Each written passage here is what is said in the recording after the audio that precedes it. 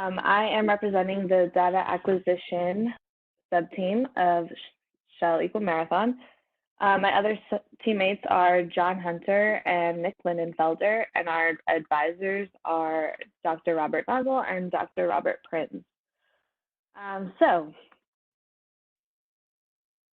how can you make decisions without data to back it up? Something we learn as James Madison engineers is that we must determine and fully understand the problem before considering any solutions. By collecting and analyzing data, not only can problems be detected, but the right solutions can be designed and justified. As you may know, the project competes at the Shell Eco Marathon competition in California, where schools build a fuel-efficient vehicle and compete to have the best fuel economy. At the time that we joined this project as juniors, the seniors team was preparing to compete with their car that you can see here on the left. Our advisors decided it was important for the future of this project to introduce the concept of acquiring data and establish a team whose focus will be designing a system to do so. And this can be passed on for years to come. It was our job to build a system that we could put on the senior team's car that would gather and save data in order for us to make design decisions for our own car, which was built, and you can now see it on the right. The idea is that the data acquisition system will continue to be implemented on each car to read how the systems are running in order to make adjustments or troubleshoot any problems, and continue to improve the designs of future cars, which need to be built every 2 years.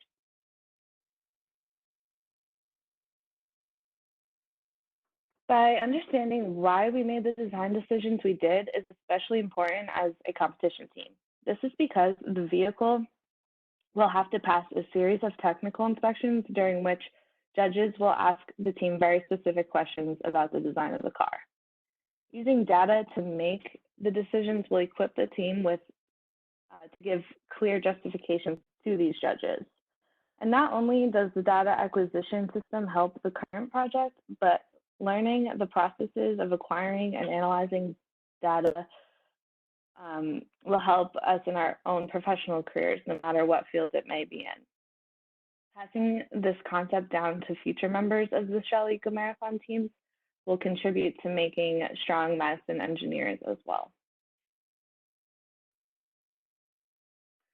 During our first year of this project, we had to decide what data on a car would be helpful to look at. The vehicle's engine control unit, the ECU, runs real-time data that can be seen while hooked up to a computer. This includes phenomena such as fuel injection timing, air-fuel ratios, and other engine tuning data.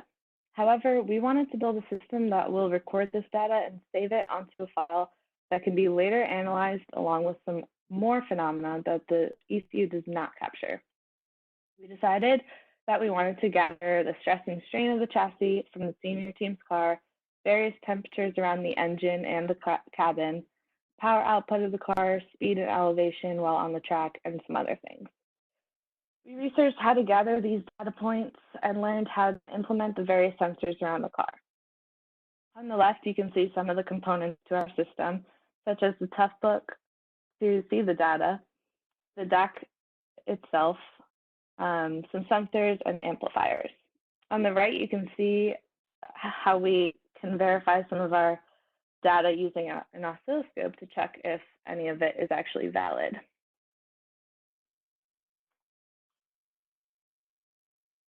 We were able to go to the competition last year, just the data acquisition team with the previous senior team, and see how our data acquisition system worked on their car. While we weren't able to get all the data we wanted, this was an incredible learning experience for us, and we were able to understand what we wanted to change about our system when we implement it on our car.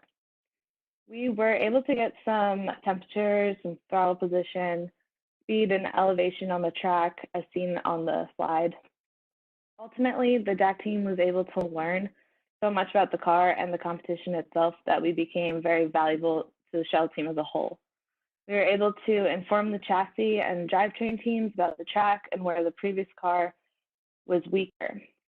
We were also able to help the current junior team hit the ground running with some data and information for a mathematical model that they're designing currently for the car. During our second year, we narrowed our focus for the DAC system by eliminating sensors that weren't as important to us anymore and building a program where all the data can be sent to one Excel file.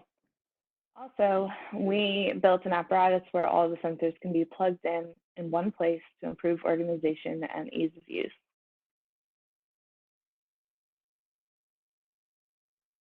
The most impactful aspect of being on the data acquisition system, team is that the fact that we gained a very versatile understanding of the car. We had to learn so much about every subsystem on the car in order to build an effective DAC system. Such an understanding where a system can fail, like you can see on the left, we made a chassis failure tree. And this enabled us to put our efforts towards lending extra hands to the drivetrain and chassis teams while time was running short and we were trying to get the car together this past semester. We were able to help with troubleshooting the engine or building the electrical system and other things that the full team needed us for.